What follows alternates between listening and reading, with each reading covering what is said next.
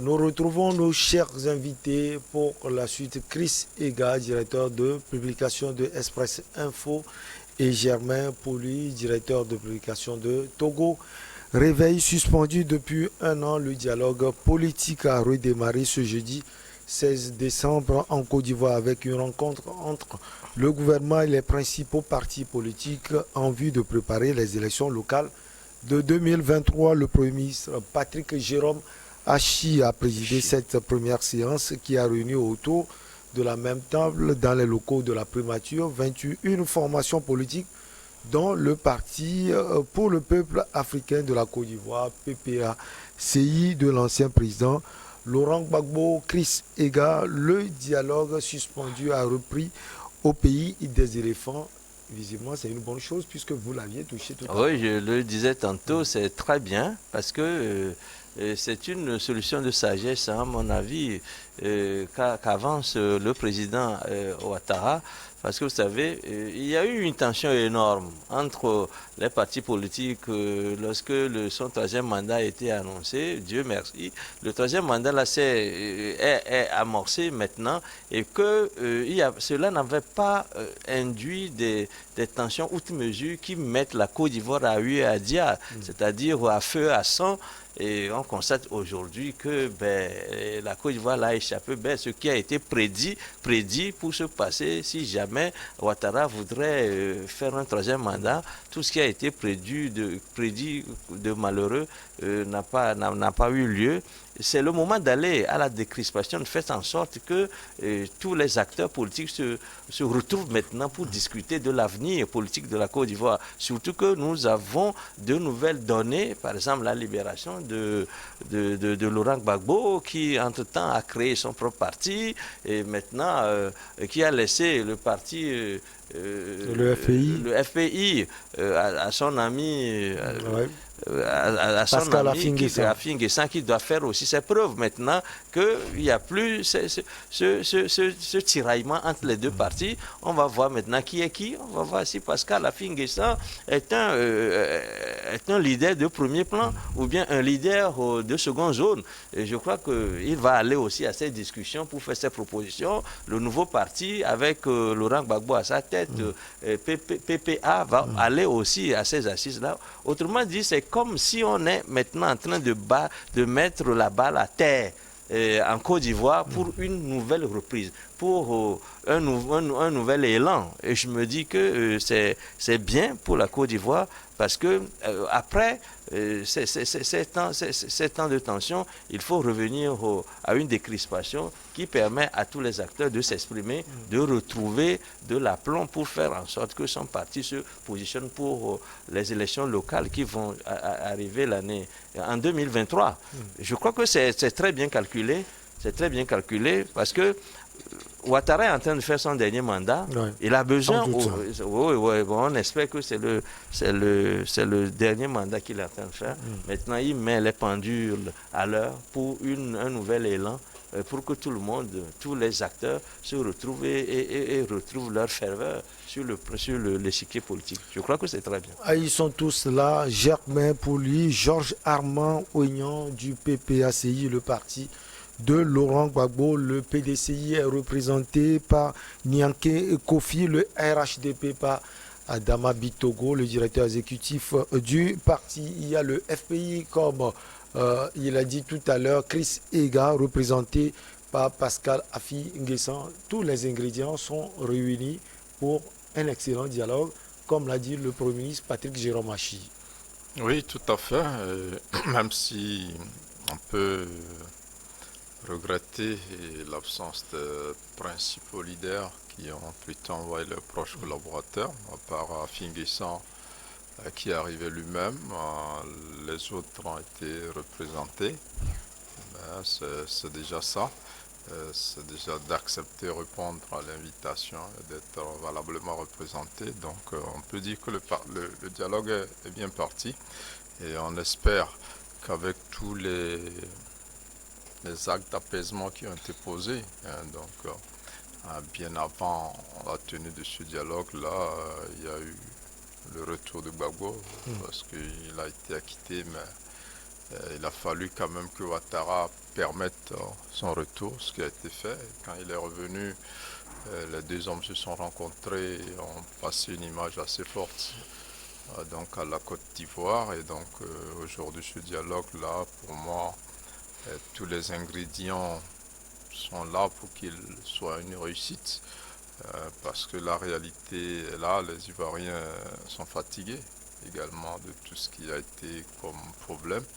Et on a vu la dernière présidentielle, malgré la stratégie de boycott, on a vu que tout ce qu'on craignait n'est pas arrivé. Ouais. Ça veut dire qu'il y a une prise de conscience réelle au sein des populations ivoiriennes, donc qui n'ont pas envie aussi de suivre bêtement leur leader pour connaître un peu ce qui a été vécu lors de la grande crise.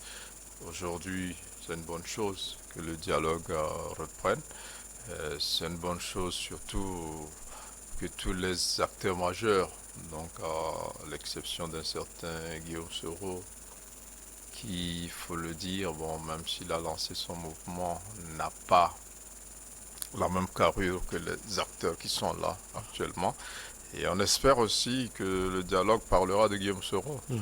Même s'il n'est pas là, ça reste quand même un Ivoirien qui vit en dehors de la Côte d'Ivoire, alors que l'heure est au rassemblement, l'heure est au retour. Il y a aussi Blé Goudé aussi qui est à l'étranger. On espère que les deux cas-là seront passés en revue donc, au cours de ce dialogue-là, au-delà même des autres aspects qui concernent les préparatifs des prochains scrutins.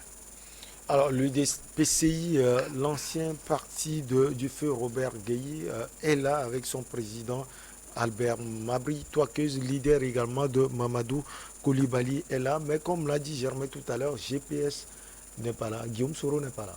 Oui, bien entendu, c'est un sujet dont il faut parler. Et je crois que, bien qu'il ne soit pas là, on peut parler d'eux. Parce que lorsque vous prenez Guillaume Soro, qui est condamné, je crois, à perpétuité, vous prenez même Blé Goudé, 20 ans de prison, 20 ans de prison qui a créé COGEP qui n'existe pas légalement encore, et Blé Goudé qui n'a pas encore son passeport, qui est encore en Europe, là, qui voudrait bien revenir, mais dont le retour n'est pas encore acté par le pouvoir en place. Donc il y a un certain nombre de problèmes qu'il faut évacuer. Si tel est le cas qu'aujourd'hui, il faut remettre à plat toutes choses et recommencer une nouvelle vie, du point de vue politique, je veux dire, en Côte d'Ivoire, il faut peut-être mettre à plat, il faut peut-être mettre sur la table tous les sujets à discussion et en discuter et en débattre sérieusement. Par exemple, on se pose la question de savoir pourquoi Guillaume Soro doit être à l'étranger. En plus, il est en but là-bas à des citations en justice par le fils de Gbagbo. Il y a un certain nombre de sujets, Michel Gbagbo, il y a un certain nombre de sujets dont il faut débattre en urgence. Et je crois que le dialogue là est bien arrivé pour qu'on puisse en parler. Et pourquoi donnerait-on un blanc-seing, par exemple, à un certain Gbagbo qui, bien qu'il soit condamné à 20 ans de prison, est en Côte d'Ivoire et apparemment la justice ne s'occupe plus de lui. On pourrait faire pareil aussi pour Blé Goudé. Qu'est-ce qu'il a fait d'exceptionnel pour que la même magnanimité du président ne lui soit pas accordée? Peut-être qu'il est jeune, il a cette force de mobilisation de la jeunesse. Ben, écoutez, aujourd'hui, il a sans doute son passé qui parle très fort pour lui, mais on ne peut pas savoir aujourd'hui que les conditions ont changé en Côte d'Ivoire s'il a encore cette ferveur-là avec lui, parce que tout dépendra aussi de la relation qu'il entretient aujourd'hui avec Laurent Gbagbo. Je ne crois pas que leur relation soit encore au beau fixe aujourd'hui, sinon c'est Gbagbo qui en principe doit jouer en sorte qu'il revienne au pays. Et quand Gbagbo était revenu, même sa relation avec sa propre femme, ce n'est plus pareil. Et depuis qu'il est revenu, il n'a jamais parlé de Blé Goudé. Je crois que le courant ne passe plus entre ces amis-là qui étaient très amis il n'y a pas très longtemps. Mais aujourd'hui, il y a une redistribution de cartes parce que le procès là est passé par là. là, il s'est passé beaucoup de choses. Donc aujourd'hui, il faut que Blé Goudé revienne pour faire ses preuves de popularité. Il doit refaire cette preuve de popularité parce que les conditions ne sont plus pareilles. Il ne peut plus maintenant se prévaloir de ce qu'il était avant les péripéties qu'il a connues. Il ne peut plus se prévaloir de ça. Il faut qu'il revienne aussi aujourd'hui pour faire les preuves d'une nouvelle popularité. Ça, il n'a pas encore fait. Donc je crois que le dialogue est bien arrivé pour qu'on puisse débattre des sujets qui fâchent, des sujets surtout qui fâchent parce qu'il y en a beaucoup et que tout le monde maintenant ait les coudées franches pour se remettre dans la bataille politique. Je crois que c'est ce qu'il faut. Il faut que le dialogue soit franc et que ceux qui ont des trucs sur le cœur à dire, ils viennent le dire une fois pour de bon et qu'on puisse analyser et prendre des décisions, des décisions pour l'avenir. Je crois que le dialogue est un lieu de passage indispensable pour un meilleur devenir de la Côte d'Ivoire. Les sujets qui fâchent, Germain Pouli, surtout les sujets politiques, pas ceux économiques, puisque tout le monde le reconnaît, il y a eu des progrès économiques en Côte d'Ivoire. Les sujets portant sur GPS de Guillaume Kibafouri Soro, les sujets portant sur COGEC et surtout la réconciliation effective en Côte d'Ivoire. Oui, surtout la réconciliation. Vous savez que cette réconciliation-là a été impartielle. La justice internationale s'en est mêlée en envoyant Gbagbo tout seul en prison. Elle l'a finalement blanchi. Mais n'empêche que le pays souffre encore des conséquences de cette grave crise politique qui a fait des milliers de morts. Les victimes sont encore là et se cherchent, réclament encore justice. Et les gens en Côte d'Ivoire ont tendance à demander que les auteurs de ces crimes-là soient punis. Et l'opinion aussi est divisée et pense qu'il y a des auteurs, il y a des bourreaux dans les camps, dans les deux camps. Et donc aujourd'hui, il faut pouvoir évoluer.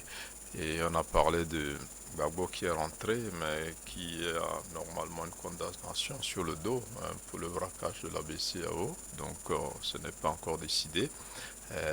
Aujourd'hui, les observateurs souhaitent qu'il y ait une loi d'amnistie générale qui soit votée pour permettre de remettre le compteur à plat et que les gens reviennent. Mais en même temps aussi, il y a eu cette commission Vérité, Justice et Réconciliation qui a été mise en place, qui a été dirigée par l'ancien Premier ministre Paix à son âme, qui est parti, et dont les résolutions n'ont pas été totalement mises en œuvre. Et ça aussi, je pense que le dialogue va connaître un peu de toutes ces questions-là, parce qu'après les politiques, il faut quand même pouvoir accorder une réparation à tous ces Ivoiriens-là qui ont été victimes de ces faits politiques, qui ne sont pas forcément les auteurs, mais qui ont été victimes de ces faits politiques-là. Et avant que les prochaines élections n'arrivent, je ne pense pas que les élections soient un enjeu véritable aujourd'hui. La prochaine grande élection, c'est dans pas moins de 3 ans. Les locales, c'est vrai qu'elles sont importantes, mais quand on voit l'échiquier actuel, peut-être même avec le retour de Gbagbo sous la bannière d'une autre formation politique, on ne s'attend pas à trop de miracles quant à ce qui va se passer. Mais on espère que ces acteurs-là vont poser d'autres problèmes, peut-être qu'on n'a pas abordé ici, et qui sont des problèmes importants pour la nation ivoirienne. Allez, on marque une petite pause et on revient pour la suite avec nos invités Chris Ega et Germain Pouli.